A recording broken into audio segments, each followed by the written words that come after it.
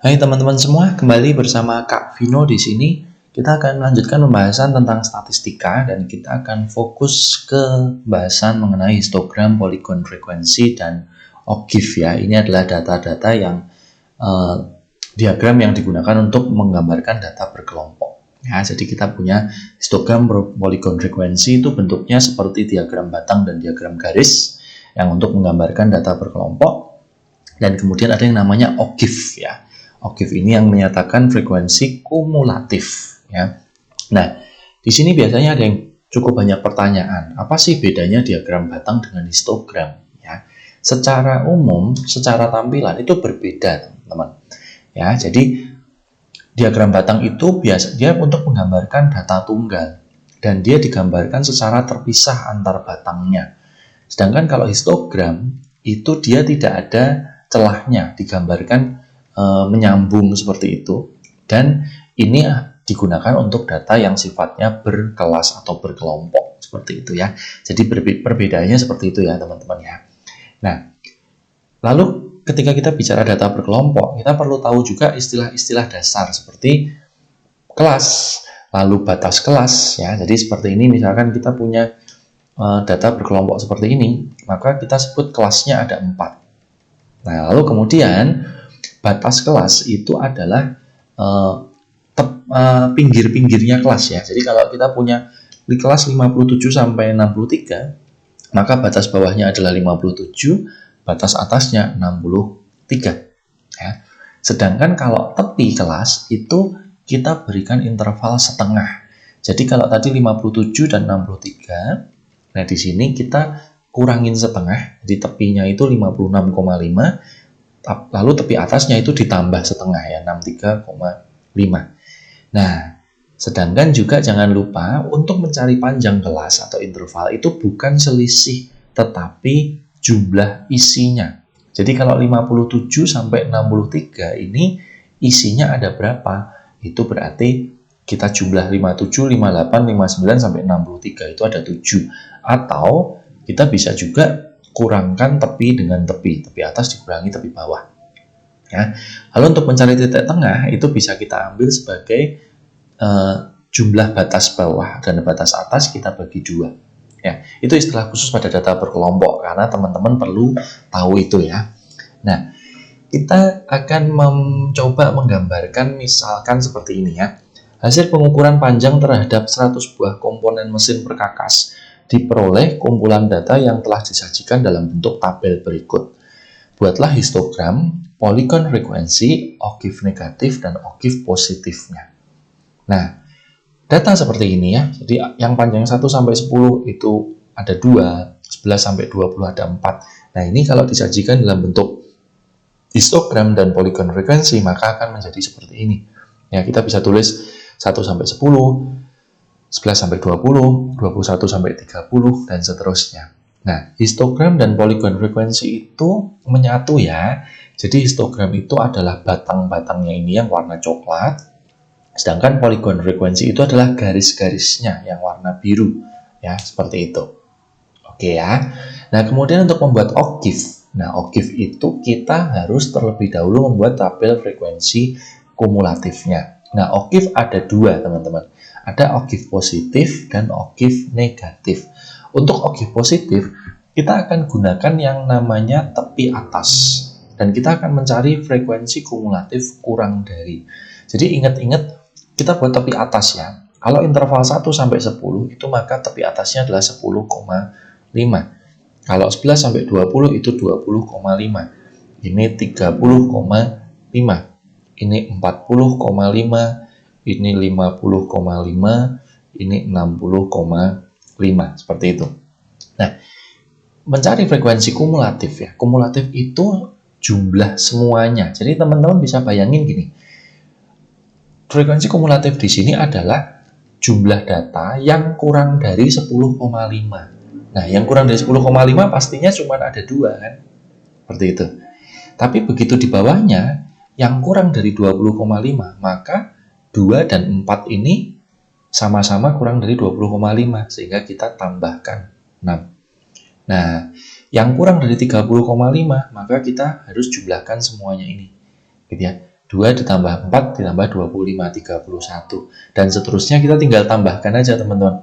31 ditambah 47 itu 78. 78 ditambah 17 itu 95. Dan terakhir 100. Ini adalah frekuensi kumulatif dari tepi atas. Nah, dari tepi atas dan frekuensi kumulatif kurang dari inilah kita membuat oktavnya. Nanti kira-kira gambarnya seperti ini teman-teman ya. Jadi yang 10,5 ada 2, ini 6 dan seterusnya. Nah, lalu bagaimana dengan oktav negatif?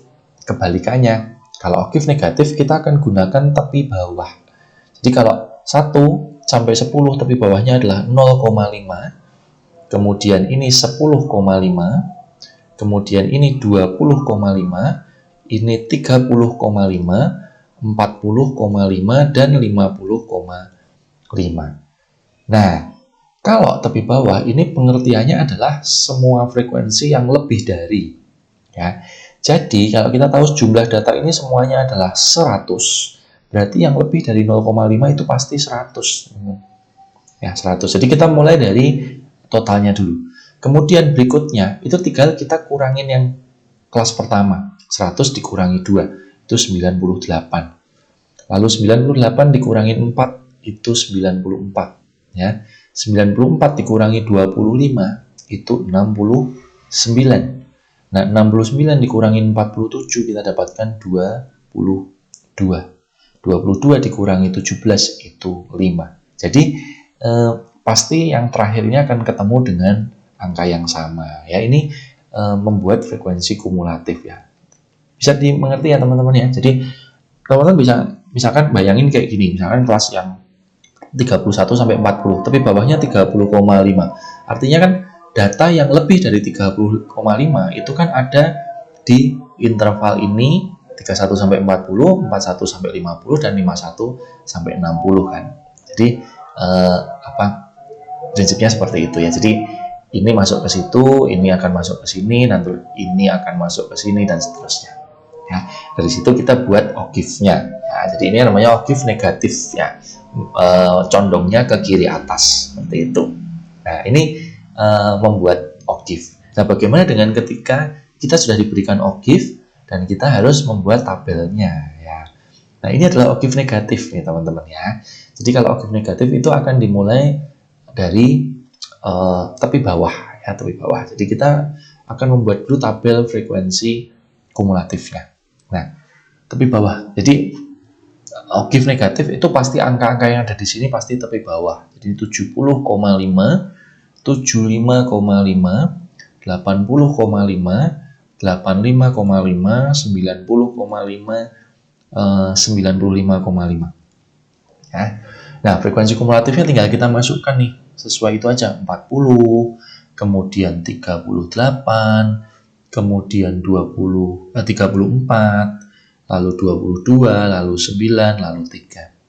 Nah, lalu kalau tepi atasnya, teman-teman tinggal ambil ini. Yang 75,5. Jadi dia mulainya dari yang tepi setelahnya ya. 80,5, 85,5, 90,5, 95,5 dan 100,5. Ya. Nah, untuk mencari frekuensi kumulatif kurang darinya ya. Nah, ini kita mulai dari seperti ini ya. Jadi mungkin teman-teman bisa juga membuat tabel intervalnya dulu ya. Jadi supaya mau berpikirnya tidak terlalu susah gitu ya. Nah, intervalnya kita langsung buat nih. 70,5 sampai 75,5 itu berarti 71 sampai 75. Berikutnya 76 sampai 80, lalu 81 sampai 85, 86 sampai 90, 91 sampai 95 dan terakhir 96 sampai 100. Ya. Nah, untuk frekuensi kumulatif seperti ini ya, berarti data yang paling terakhir kita masukkan di frekuensi paling terakhir. Ya. Kemudian data yang ini kita kurangkan nih, 9 dikurangi 3. Ya, 9 dikurangi 3 itu 6. Nah, kemudian 22 dikurangin 9. Jadi selalu selisih-selisih ini aja teman-teman ya. Nah, 9 dikurangi 3, 22 dikurangi 9 itu 13 ya. 34 dikurangi 22 itu kita dapatkan 12. 38 dikurangin 34 itu 4. Dan terakhir 2. Pasti ini jumlahnya adalah 40 ya, karena totalnya adalah 40. Nah, nanti kalau teman-teman diminta untuk mencari titik tengah ya 71 sampai 75 itu titik tengahnya 73 ya. Yang ini 78, ini 83, ini 88, 93 dan 98. Nah, tinggal satu lagi kita mau mengisi frekuensi kumulatif kurang dari. Nah, dari tabel frekuensi ini kita bisa isikan frekuensi kumulatif kurang dari ya. Jadi baru dari sini akan ke sini ya. Seperti itu. Nah, yang kurang dari 75,5 itu berarti kelas yang nomor 1. Ada 2 ya. Kemudian 2 ditambah dengan 4, 6. Kemudian 6 ditambah dengan 12, 18. 18 ditambah 13, 31. 31 ditambah 6, 37. Dan terakhir adalah 40. Seperti itu ya teman-teman. Mungkin untuk caranya tidak harus urut. Yang penting teman-teman bisa membaca OGIF menyajikan dalam bentuk tabel frekuensi ya, karena nanti kita terus akan gunakan untuk perhitungan ya. Seperti itu teman-teman untuk histogram, poligon, frekuensi dan OGIF. Kita ketemu lagi di pembahasan selanjutnya. Terima kasih.